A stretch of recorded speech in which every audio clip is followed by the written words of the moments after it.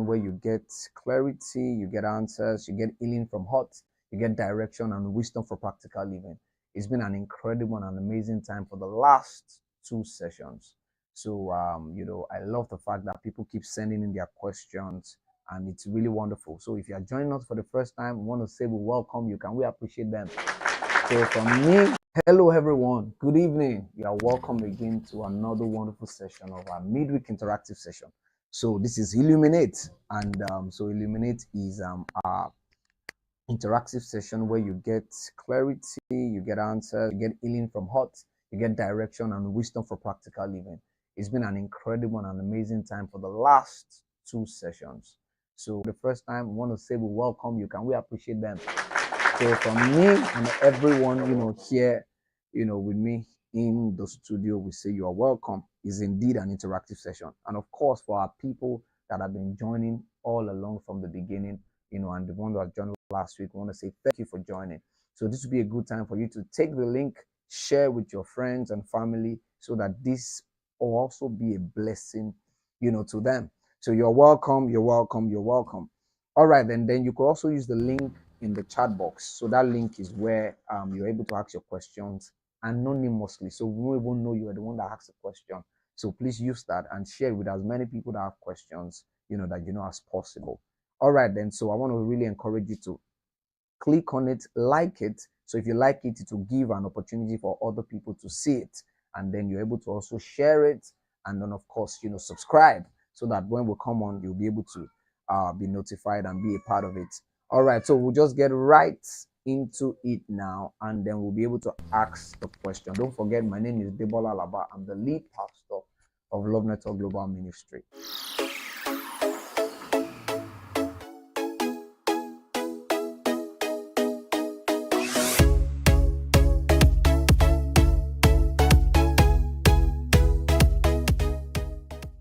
All right, so we'll just get right into the questions that we have. So, but let me just mention something. So as we take those questions, the other questions that come in, we only take the questions within the time allotted. And then the other questions will keep coming back to them. But be sure that all your questions will be treated and answered. All right, so let's just get right into it. So can you go ahead, sir? So what is the first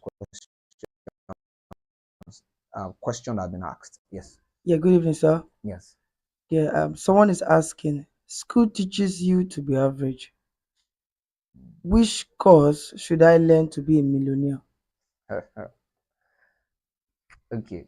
You say school teaches you to be so the question is the person saying school teaches you to be average. So which course should I learn to be a millionaire? You know, if you say school teaches you to be average, that may not be completely true. Honestly, may not be completely true because schooling gets you educated. It gets you to be able to learn to read and write. So, but schooling in and of itself will not automatically make you skilled as a person. Will not make you a skilled person. So it means that school will do its part to enhance your ability to read, write, conceptualize, and all of that. But when it comes to development of yourself, then you need to now school yourself further personally. I think that is very important to answer. So if you say school teaches to be average, I don't agree to that. Yeah, can so for example, this is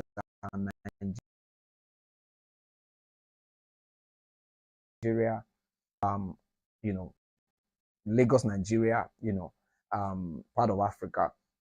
So if you, of course, I understand that our curriculum may need some tweaking, adjustment, and all of those things, because of how our world has really moved. So tertiary institutions, secondary, schools, the ones that you say, the colleges and all of that, they really, truly need a lot of adjustment, a lot of tweaking. Some people we even say complete revamp.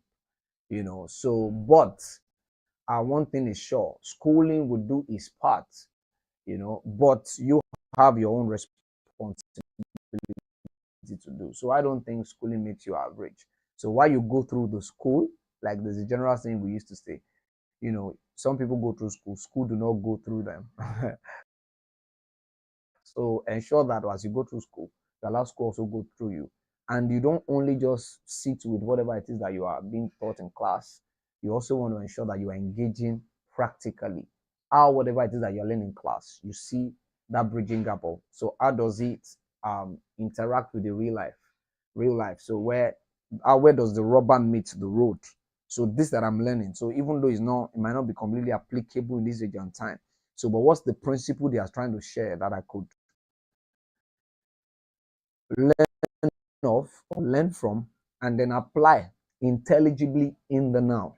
So I think that is very important. Then, of course, the second part of what course should I study to be a millionaire? You know, um, it's not really a matter for which course. It's not a function of course. These people do not even go to school and they are millionaires. So yeah, schooling can help you, it can enhance you, but if you say which course, it's not a function of course, it's a function of whatever it is that you have learned. How applicable can you use it within the context of people's needs? So people's real needs. So when people have needs, do whatever it is that you have, whatever skill you have, are you able to apply it? Because money follows value. Money follows after value. So once you have a valuable thing that people present it to the market, so that then demand and supply can come together. So this that I have, is it valuable? If it's not valuable, then go and get a valuable skill. A skill that is valuable, where people really need. So identify what the need of the people are.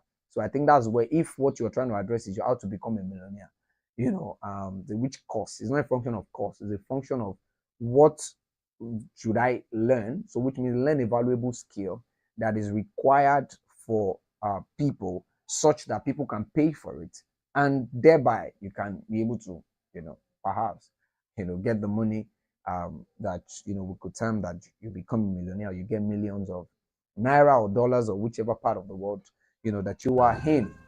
So I think basically that's that. So it's not a function of cost really. It's a function of identifying the skill required, identifying the skill set that you need, whatever need that is available around. Then you're able to ensure that you get that, and you're able to help people do that. So you can't talk about, and we can't talk about skilled labor and not talk about work ethic. So you must have good work ethic. So identify what you need,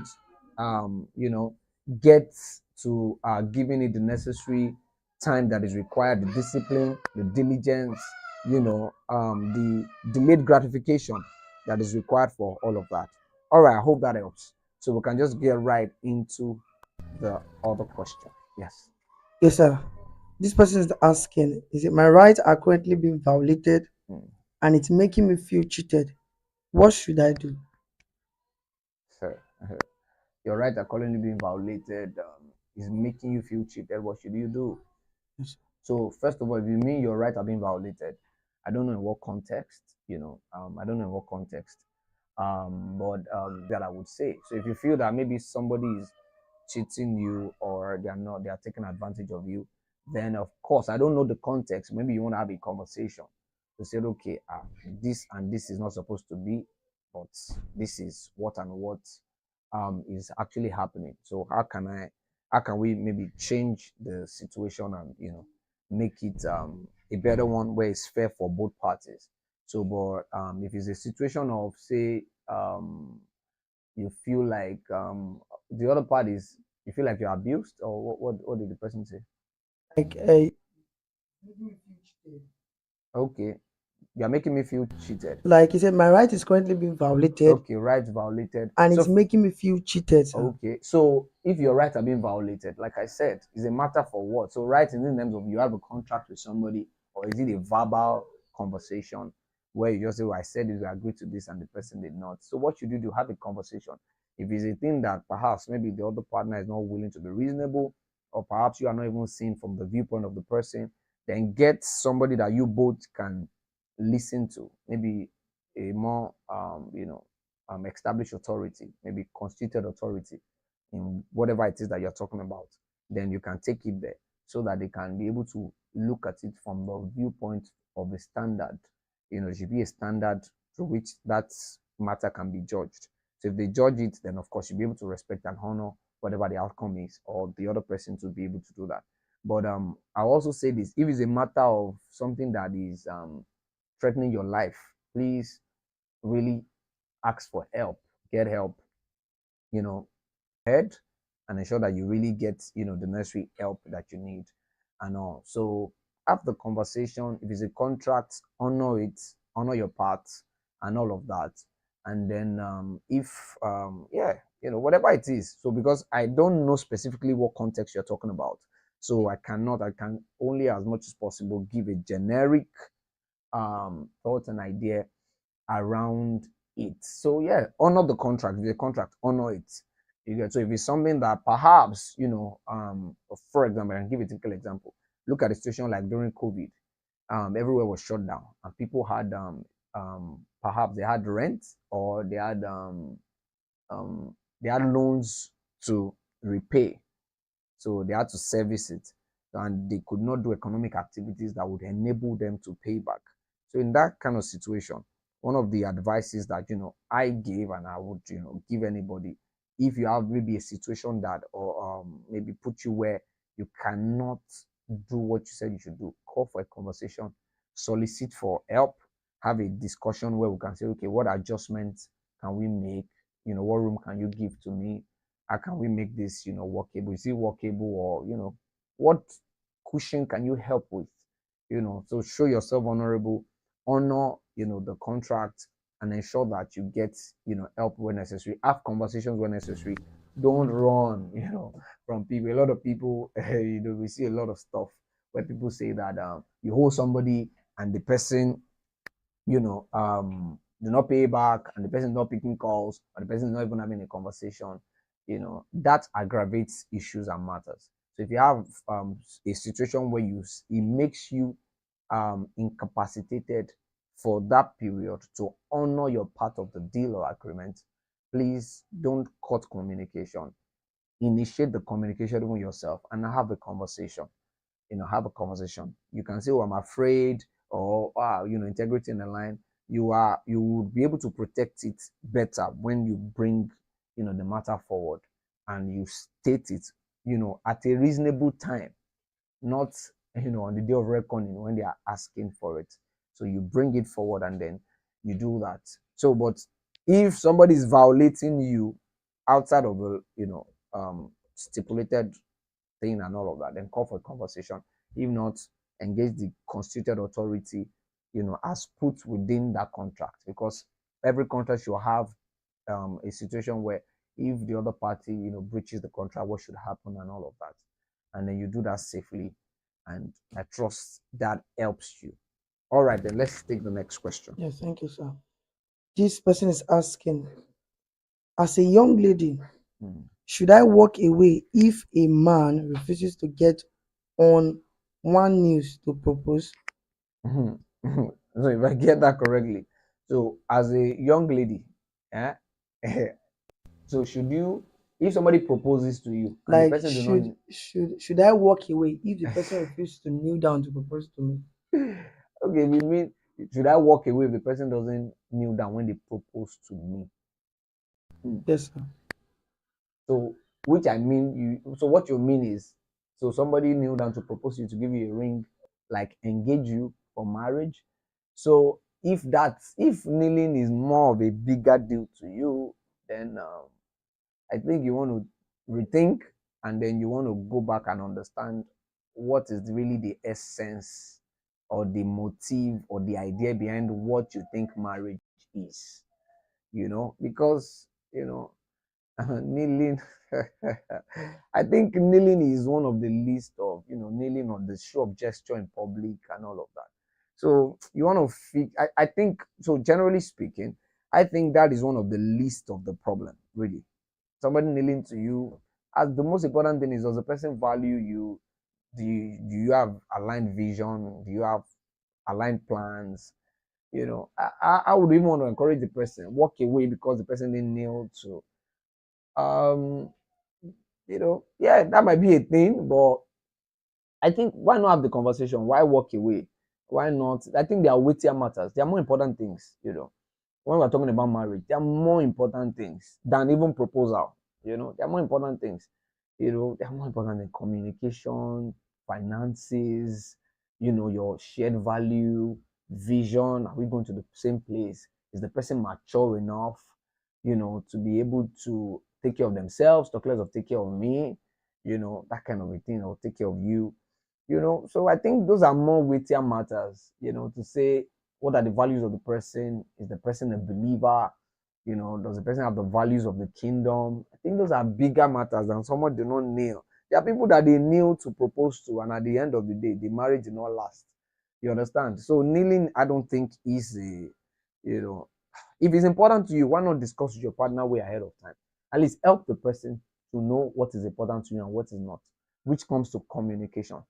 Instead of you just thinking and expecting that the person, if you don't need, I'll walk away. What are you trying to communicate with that? Is it to embarrass the person at the you get?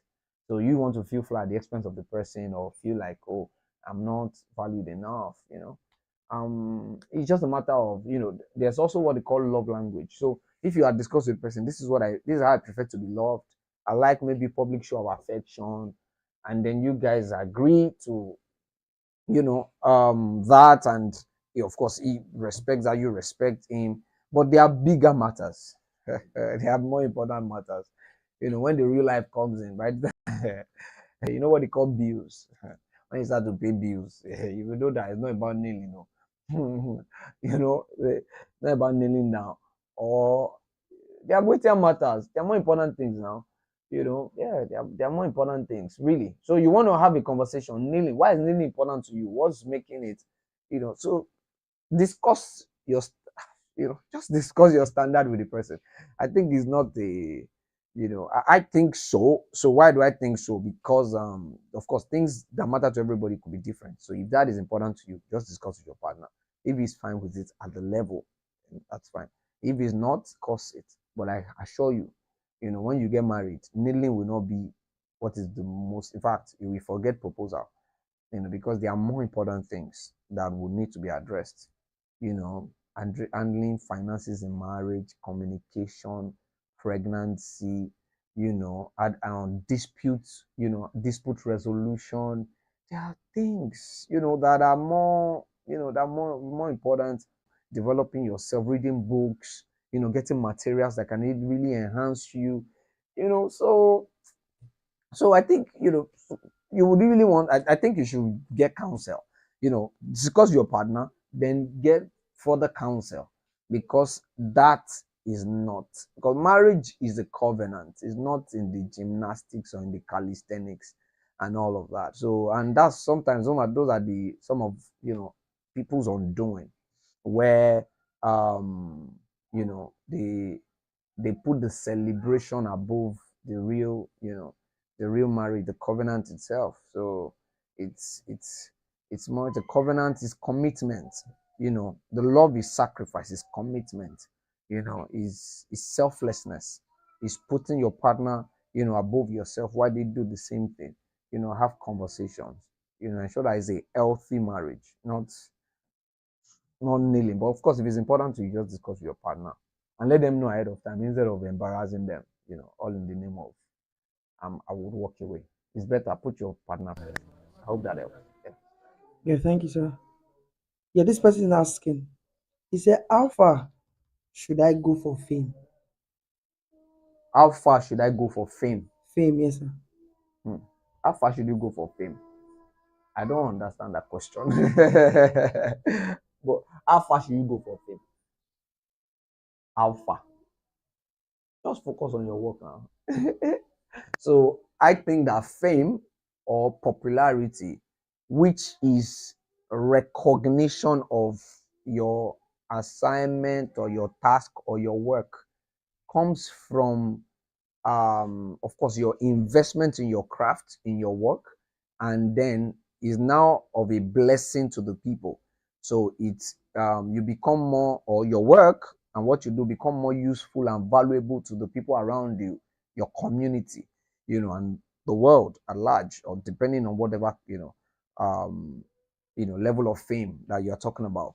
So then, so just focus on your work. Just focus on your work. The goal shouldn't be fame, the goal shouldn't be fame. Is to focus on your work and ensure that your work is a blessing to people. Your work improve the lives of people, lives of humanity, lives of your friends and family and everyone around you, your community, your nation, your continent. So I think that should be the goal. So how far should you go for fame? Don't go for fame. Go far on your work. Spare nothing to improve your craft. Spare nothing to improve yourself for yourself.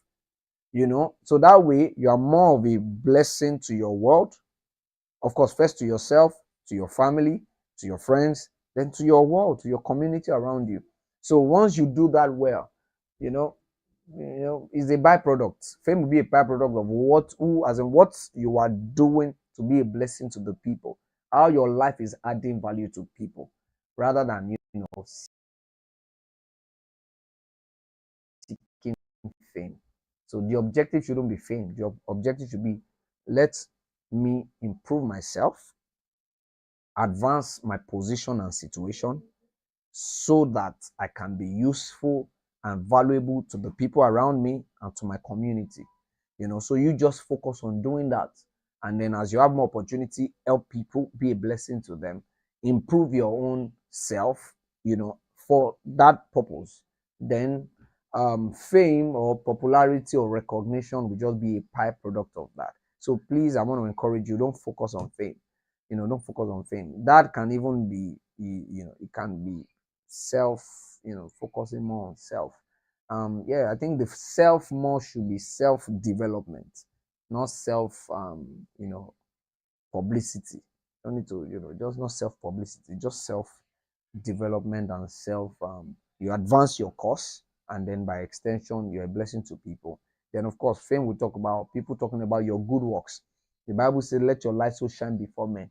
They will see your good works, they will glorify your Father in heaven. So instead of having fame for yourself, let your God take the glory. Let him take the fame, through your life, through your work, through all that you do. I think that's a better, positioning and all that. I hope this really helps you. So don't seek for just fame for fame's sake. It's more of the quality of your work. Focus on that, and then all these other things will just be byproducts. Yes. Thank you, sir. So this person is also asking, I've not been making money from my online fashion business. Mm. What can I do? You've not been making money from your online fashion business. What should you Yes, do? sir. You've not been making money. So the first question is that you've not been making money. Were you making money before? So if you were making money before and all of a sudden you stop making money, you want to find out, what was I doing that was working? So what am I doing now that is not working, or what has changed that I need to learn and make the necessary adjustments in, so that kind of a thing. Things have changed, and you just need to learn whatever it takes. So sometimes it might be that, oh, maybe you need to do more promotion sometimes, but first even assess what the real issue is. Once you diagnose, so what's the challenge? Were you earning before? Why are you not earning anymore? Or are you just starting out? It could be that people have not known you yet, or they don't know you're in that space.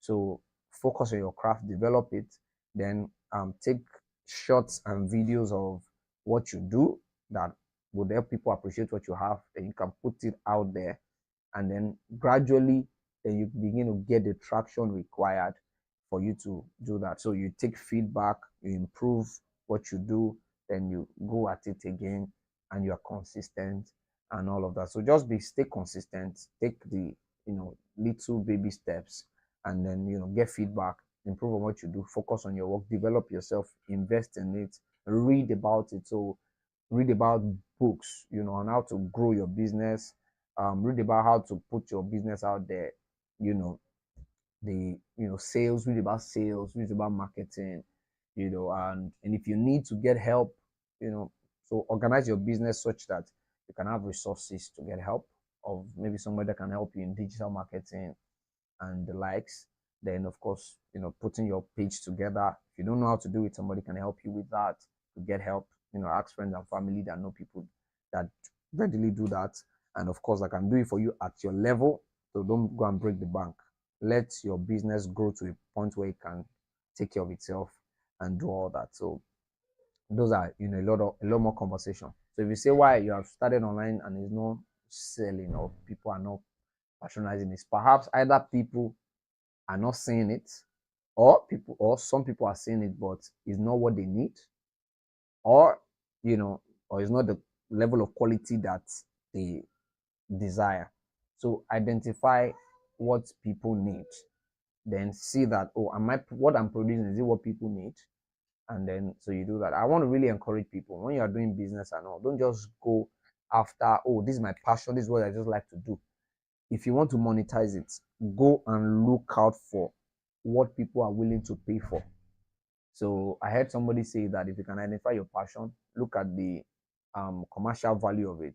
And then if you love to do it and you see the commercial value and you can bridge that together, then it's able to really help you do that. So you want to know. So if it's your hobby, don't expect people to come and pay for your hobby that is not serving a purpose or need in their life. So, but if you have something that is serving a purpose and need in people's life, and it's not even your hobby, if you get to do it, you will still be paid for it. That's why people do things they don't like as far as money keeps coming. So it's a matter for how you want to manage all of that. To say, okay, this is what I'm doing. Is it what people need? To ensure that is what people need, because they are the ones that have their money in their hand. You get to be able to pay you. So if you don't give them what they need, then they won't be able to give you the money that you need. So if you want sales, so those are the things. Identify what people need, and then ensure that what you're producing is actually what people need, and then you are able to make it together. Okay, then. So I hope this has really been a blessing to you. Thank you so much for staying tuned and for joining in and for sharing the link and for sending those questions in. But that's about what we can take today. I believe this has really blessed and transformed you. So I want to encourage you, and we're going to continue next week, 6:30 on YouTube, Mixlr, Facebook, and Instagram. Is going to continue to be life changing, as it were. So take the link, share with people. As some of you have heard some of this, and it has been a blessing to you. Just take it, share with as many people as possible. Don't forget to subscribe, like, and comment, so that a lot more people can see it and it can be a blessing to you. Thank you so very much. So don't forget, this is Illuminate, and then we are here to take all the questions and answer them and all that. My name is Adebola Alaba, lead pastor of Lovenetwork Global Ministry, and of course, God bless you. Enjoy the rest of your week. See you next week.